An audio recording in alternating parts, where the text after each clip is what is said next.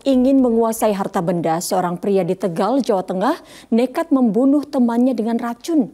Jasad korban dibungkus karung lalu dimasukkan ke kolong tempat tidur di sebuah rumah seorang dokter.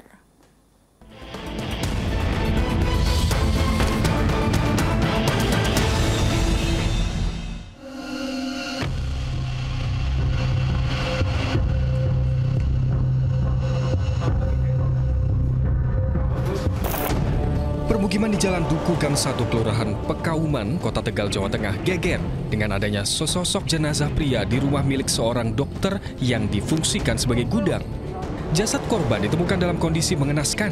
Tubuhnya telah membusuk dengan terbungkus karung yang disimpan di kolong tempat tidur. Para anggota Polres Tegal Kota segera melakukan olah tempat kejadian perkara. Diduga korban merupakan seorang penjaga rumah yang tengah menggantikan rekannya. Jasad ditemukan rekan penjaga rumah yang mencium aroma tak sedap dari dalam rumah. Saya buka, ada bau apa? Saya cariin, kirain batang batang curut, batang tikus. Setelah saya geledah, ambil kayaknya ya kolong tempat tidur. Saya cari-cari di situ, kok ada karung? Perasaan saya nggak nyimpan karung di situ. Awalnya, jenazah diduga merupakan sang penjaga rumah bernama Jerry Agung segera dikebumikan pihak keluarga. Namun kemudian penyelidikan polisi menemukan ketidakcocokan identitas sehingga makam harus dibongkar. Ya, kondisi jasad yang telah membusuk membuat proses identifikasi cukup sulit.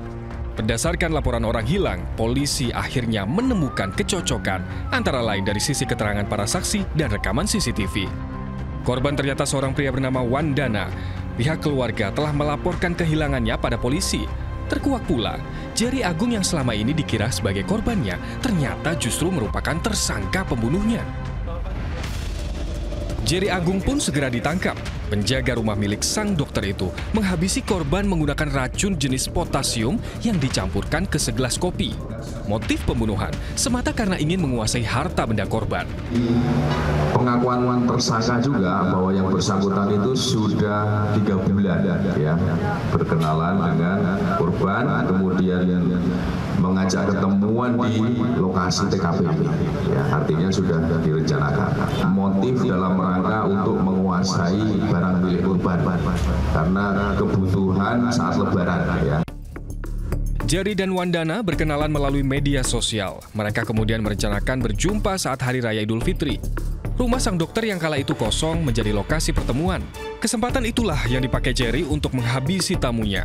Pria berusia 25 tahun itu tak curiga kala tersangka memberikan segelas minuman kopi yang sudah dicampur dengan racun jenis potasium. Setelah tak berdaya, Wandana dibungkus dengan karung lalu dimasukkan ke kolong tempat tidur untuk menghilangkan jejak.